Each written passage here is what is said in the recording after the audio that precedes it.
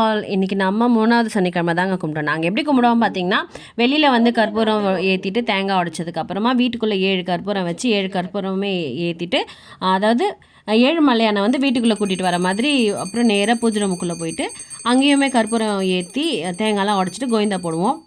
எனக்கு இன்றைக்கி ஸ்கூலில் பிடிஎம் இருந்துச்சு. ஸோ அதனால் நான் ஹாஃப் டே போயிட்டு அதை முடிச்சுட்டு தான் வந்தேன். அம்மா தான்ப்பா ஒண்டியாக எல்லாமே படசலைக்கு என்னெல்லாம் தேவையோ அதெல்லாம் செஞ்சாங்க.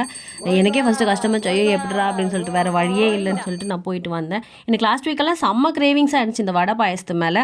ஸோ எங்கள் ஸ்கூலில் அனிதா மேம் தான் எனக்கு எடுத்துகிட்டு வந்து கொடுத்தாங்க. 2 வாரம் அவங்க சாமி கும்பிட்டது. அதுக்கப்புறம் இன்றைக்கி வீட்டில் செஞ்சாங்கன்னா பெருசாக சாப்பிட்ணுன்ற இன்ட்ரெஸ்ட்டே வரல. நம்ம வீட்டில் படசலைக்கு என்ன செஞ்சாங்க அப்படின்னு பார்க்கலாமா. வெள்ளை சாதம், வெண்பொங்கல், ஸ்வீட் பொங்கல், பீன்ஸ் பொரியல், உருளைக்கிழங்கு பொரியல், கார வடை, உளுந்த வடை, அப்புறம் ஸ்வீட் வடை, பாயாசம், சாம்பார், ரசம் இது எல்லாமே செஞ்சாங்க.